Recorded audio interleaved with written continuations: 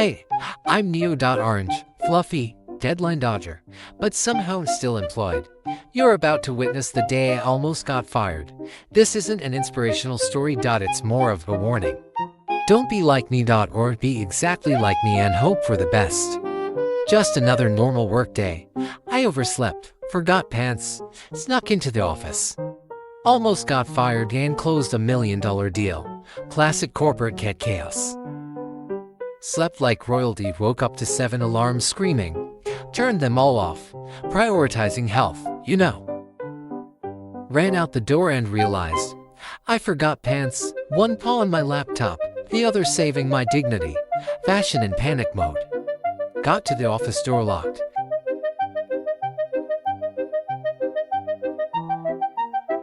But my boss is a crocodile, not easy to fool.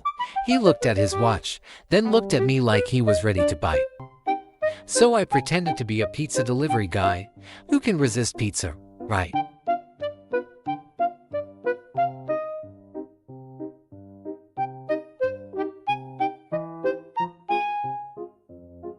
Managed to sneak in.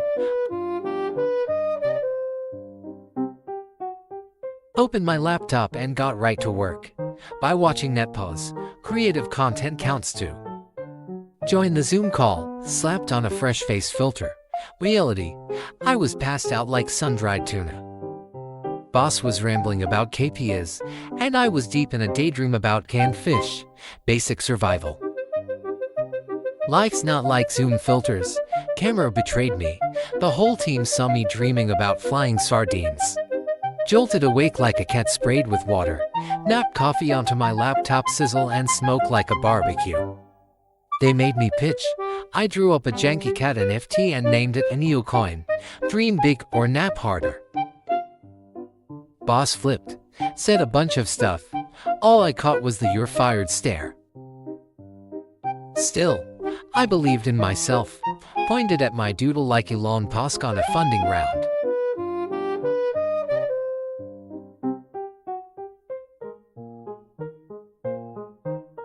Shockingly, the investor nodded. I thought, this guy must love canned fish too. Back at my desk, I cracked open a fresh can to celebrate. Success isn't luck, it's omega-3. About to open can number 8. They started calling me the most protein-rich cat in the company. HR Mouse gave me the look, "You're destroying office culture." In the HR room, they played footage of me chugging coffee and watching shows. I said, that was consumer behavior research. Sat cross-legged with a book titled Creative Thinking Fast, eyes closed, ears open just in case. Mouse slid over a warning letter. In my head, I wondered, no bonus envelope. Hugged a cold cup of coffee in the break room, thinking about life, fish, and that scary deadline. Mouse leaned in, "Wanna survive, please the boss, shady tip, noted." Went home and grilled the best fish of my life. Wrapped it like a holiday gift. Surely a promotion would follow.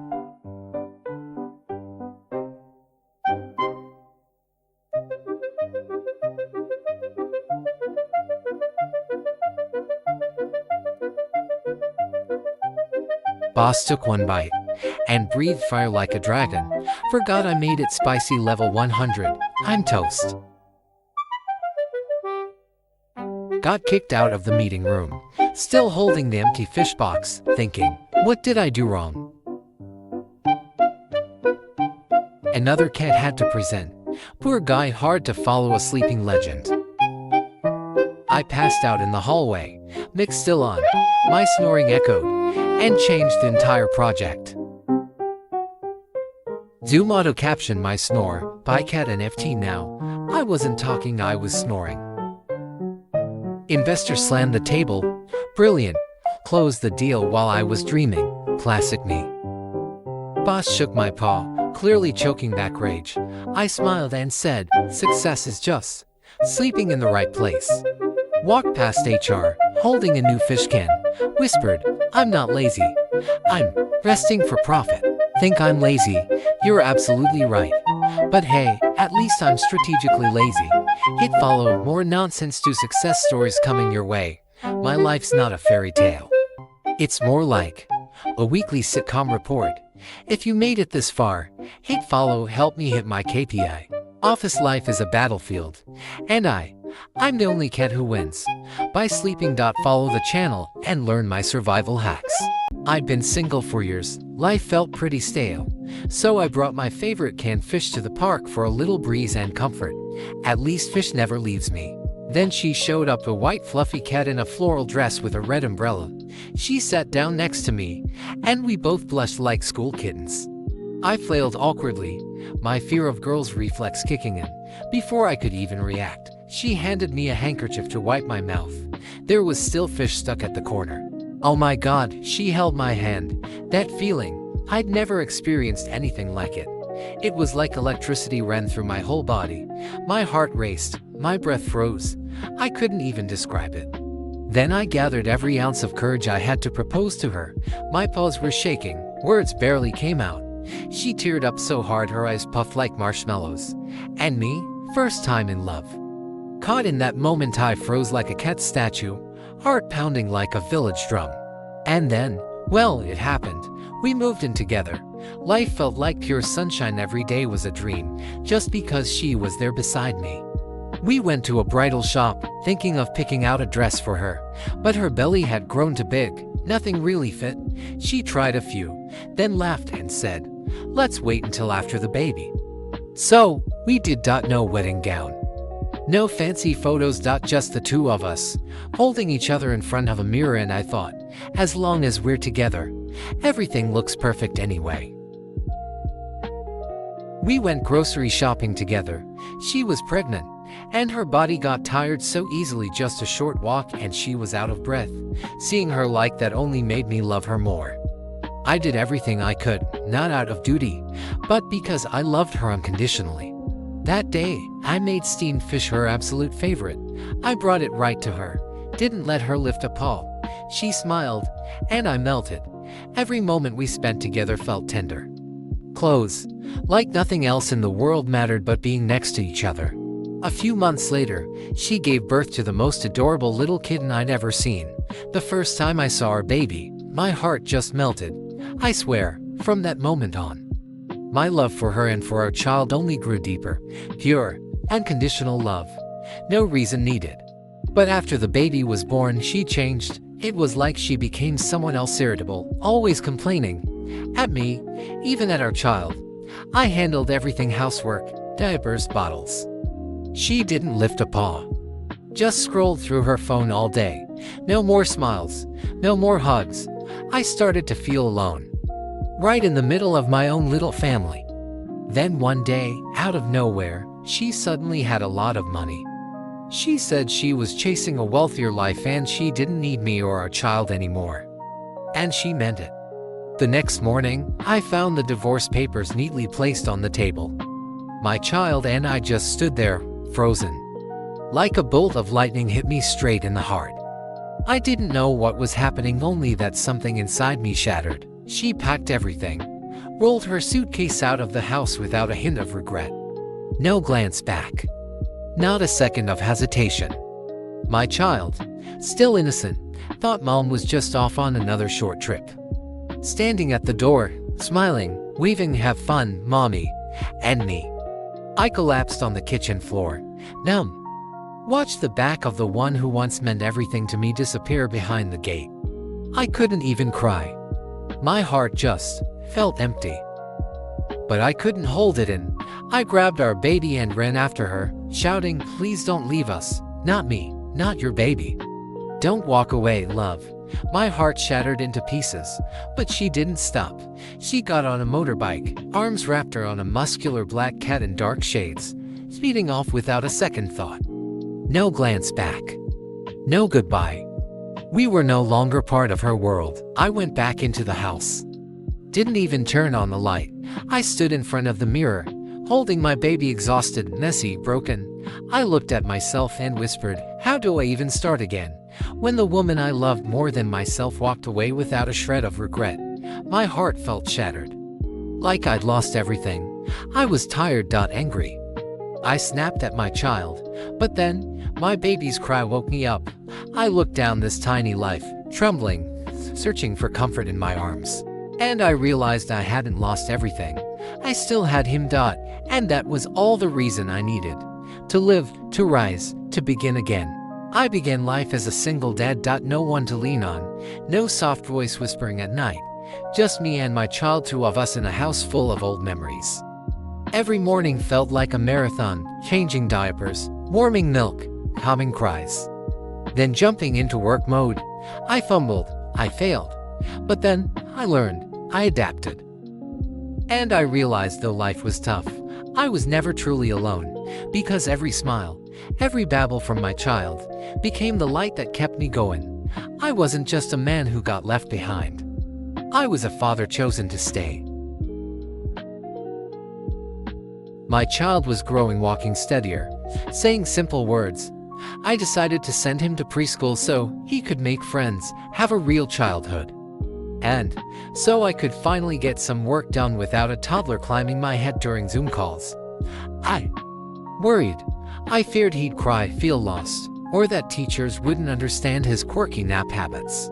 But no, he simply held my hand to the school gate, then let go, smiled, and waved. Daddy, you go work, I go school. No tears, no fuss. I stood there, watching his tiny back walk into that classroom, waving his little hand, and suddenly, Maya stung. Turns out, the baby I once held was now strong enough to take his first steps on his own.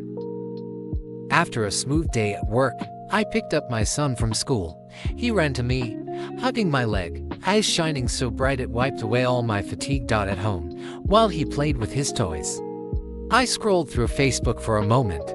There was a post from my ex-wife's friend. She looked the same, a plump, fair, and smiling next to that black cat guy. My heart skipped a beat. Just for a second, but it didn't hurt anymore. I wasn't angry. I wasn't bitter. I just whispered in my head, I hope you're happy. Just please, don't come back to stir our lives again. And in that whisper, I felt peace. Turns out, forgiveness isn't about who deserves it. It's about freeing yourself. And that's when I knew I was okay. I was really okay. Being a single dad isn't easy, but it's the best thing that's ever happened to me. Because when she left, I finally found out how strong I really was. As long as my child keeps smiling, I'll keep going. If this story touched your heart, don't forget to like, share, and follow for more from Neo.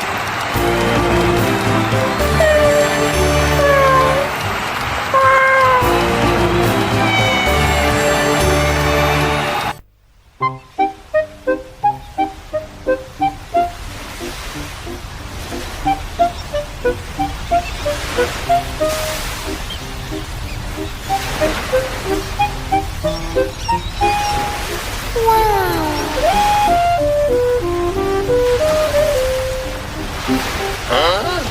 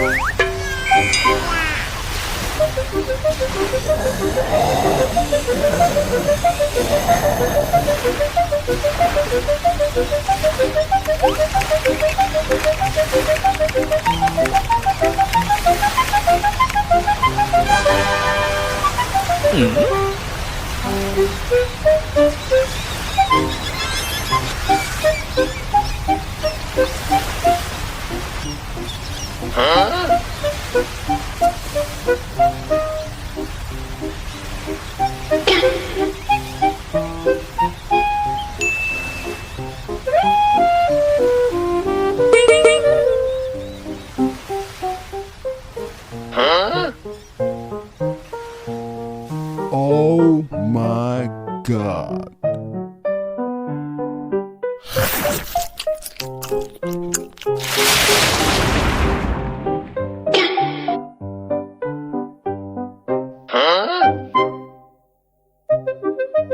See you next time.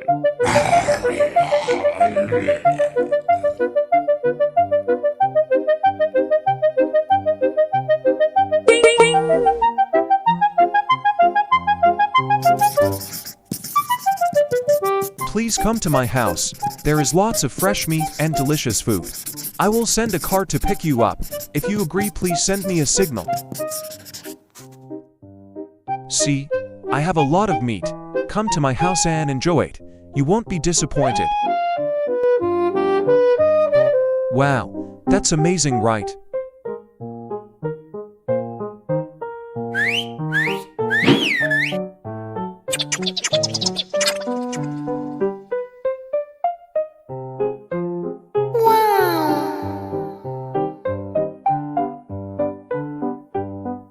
Oh, wow!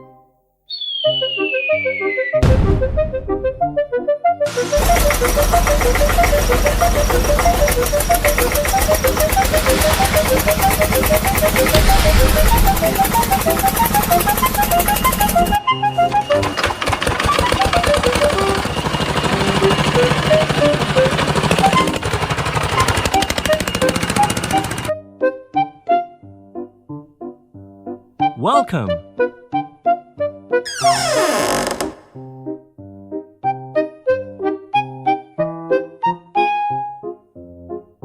Welcome.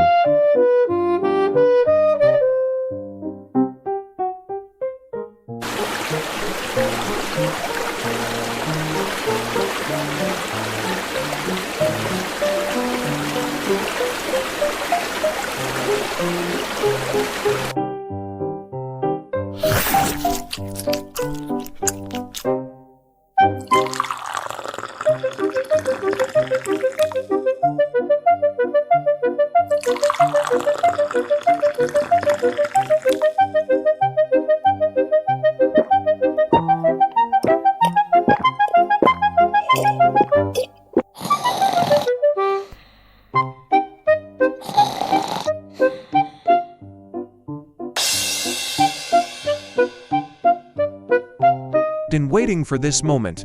Krabby, that's for pinching my leg. I could really go for some grilled crab right now.